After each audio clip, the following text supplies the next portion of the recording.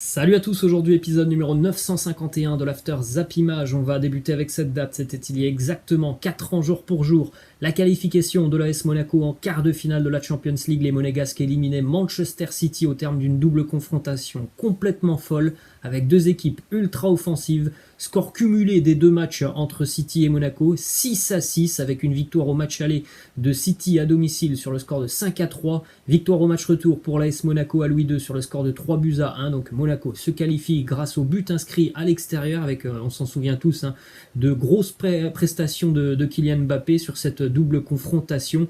Monaco allait donc aussi éliminer par la suite en quart de finale le Borussia Dortmund avant de tomber en demi-finale face à la Juventus. On enchaîne avec le programme de la soirée en Champions League. Le Real Madrid reçoit l'Atalanta. À l'aller, le Real s'est imposé 1-0 en Italie. Dans le même temps, Manchester City recevra le Borussia Mönchengladbach. Alors City recevra sur le papier puisque ce match ne se joue pas en Angleterre mais en Hongrie.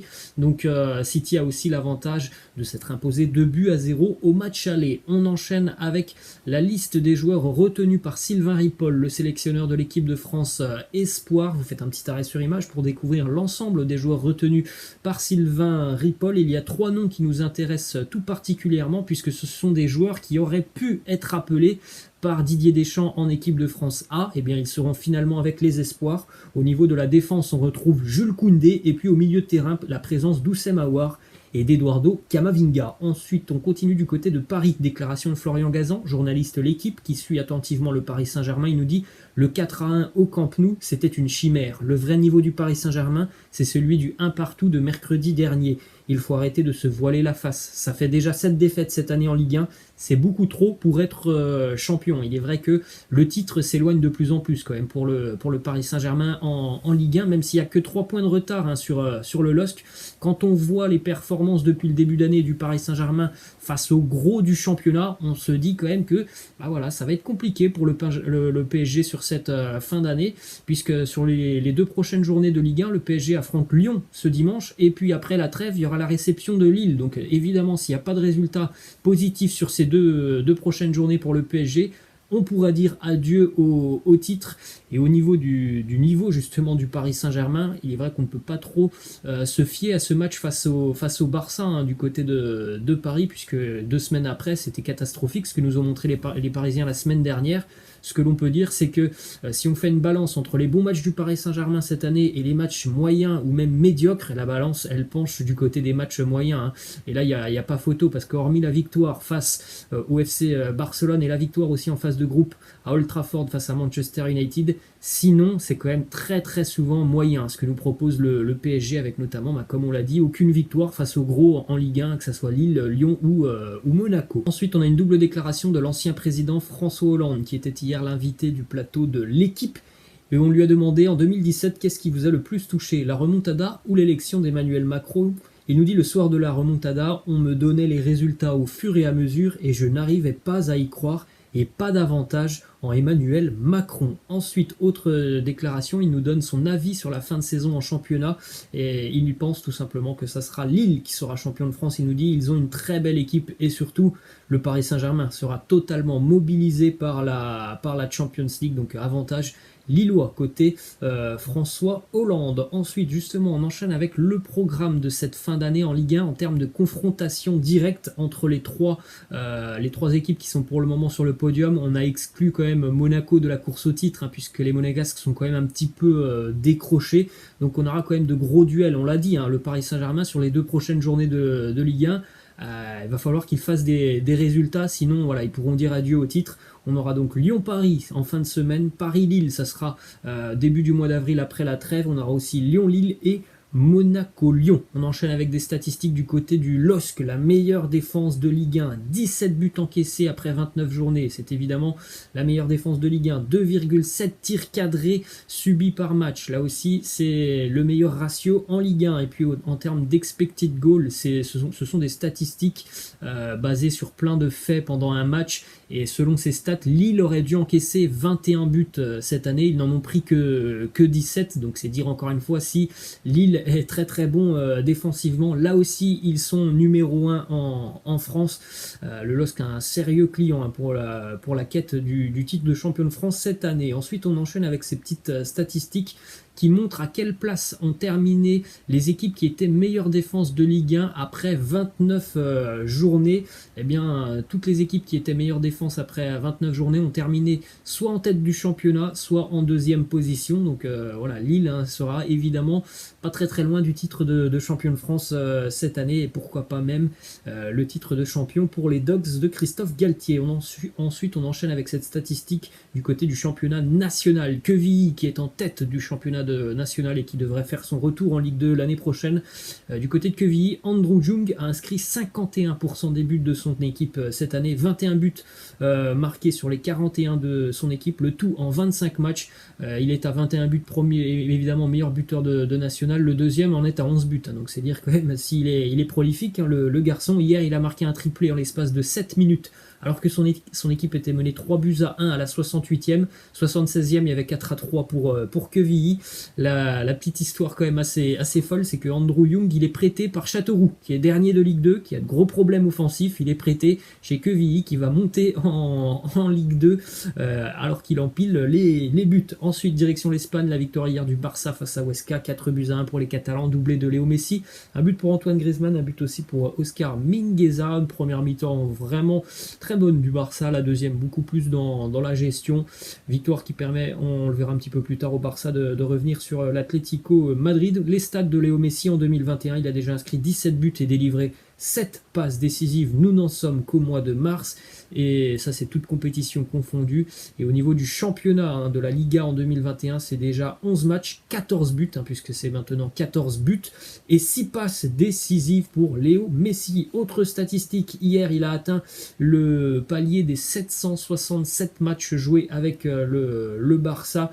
Il a égalé le record de Xavi. Ensuite, une déclaration de Ronald Araujo qui faisait son retour hier. Il a joué quelques minutes, une bonne trentaine de minutes en seconde mi-temps. Il nous dit: je vais bien, je suis très content de mon retour, de la victoire et des 3 points. Ça faisait quelques semaines qu'il était blessé, Ronald Araujo. Ensuite, toujours du côté de l'Espagne, on est très optimiste du côté de la Liga concernant le retour du public dans les stades. Il pourrait y avoir 30% de la capacité des stades dans les dernières journées du championnat. Ça serait évidemment une très bonne nouvelle. On aura une course au titre assez sympa à suivre aussi en Liga jusqu'à la fin de saison, donc ça serait top évidemment pour les supporters de pouvoir revenir pour la fin de saison. Je crois que ce sera aussi le cas du côté de l'Angleterre. Ensuite, on a une déclaration de Sergio Ramos du côté du Real, qui se dit prêt à héberger Lionel Messi pour que Léo puisse venir du côté du Real. Il nous dit: Messi au Real, les premières semaines, je serai prêt à lui prêter ma maison si nécessaire pour qu'il puisse s'installer.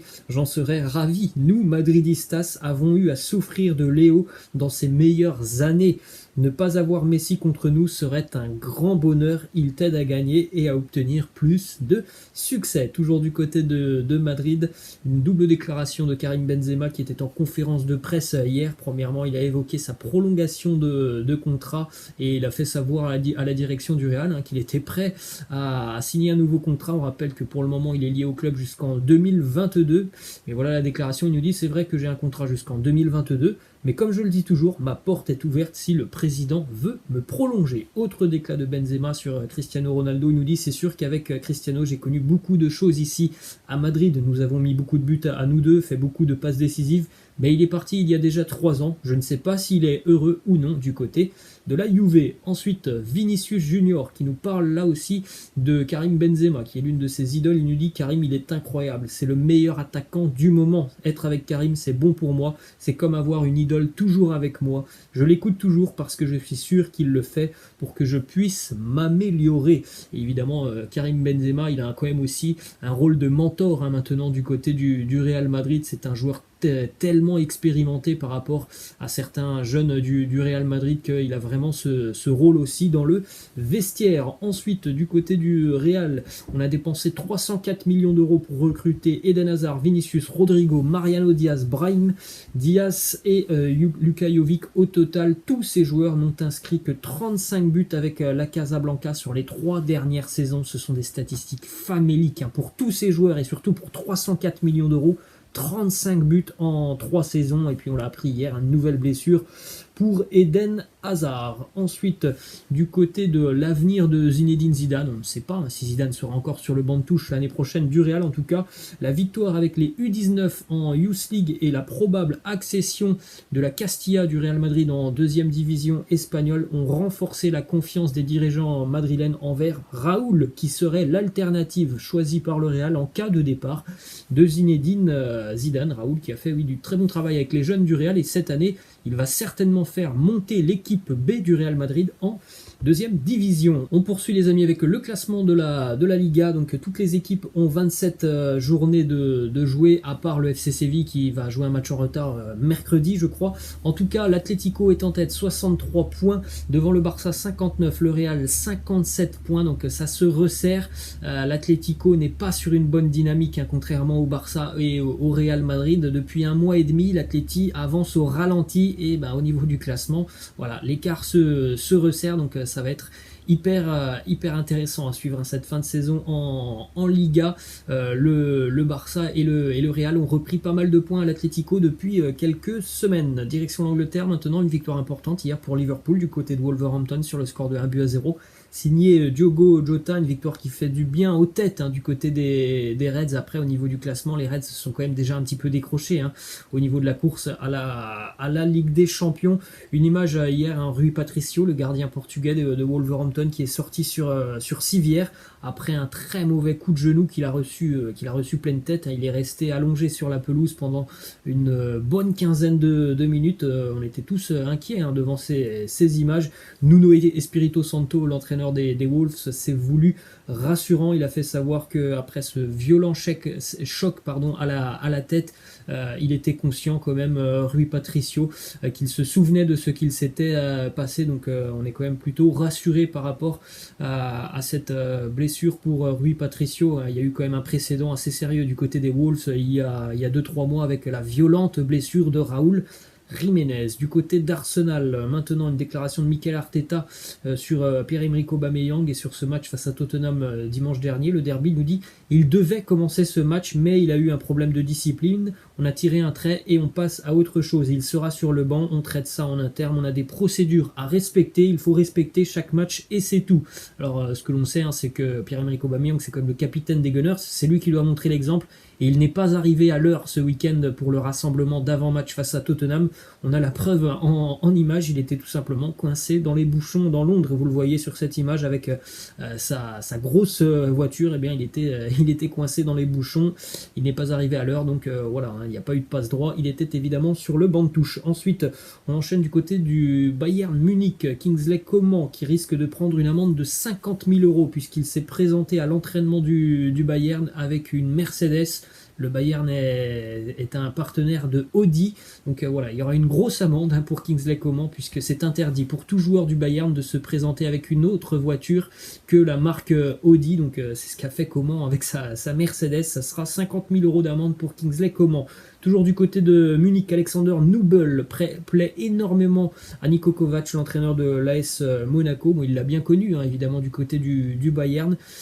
Niko Kovac qui ne fait pas totalement confiance à Benjamin Lecomte, donc c'est pour ça que l'AS Monaco se montre intéressé par Alexander Nubel. Ensuite, du côté du Borussia Dortmund, on en parlait, je crois, hier ou avant-hier. C'est désormais officiel. Youssoufa Moukoko, 16 ans, est appelé pour la première fois avec les U21 de l'Allemagne. Jamais un joueur aussi jeune n'avait été appelé dans cette catégorie. Et on termine avec cette petite info qui concerne Zlatan Ibrahimovic. Il a été préconvoqué avec la sélection suédoise. Donc le comeback de Zlatan en sélection est imminent. Voilà les amis, la fin de cet After Zappima. J'espère que ça vous a plu. N'hésitez pas à lâcher un pouce bleu.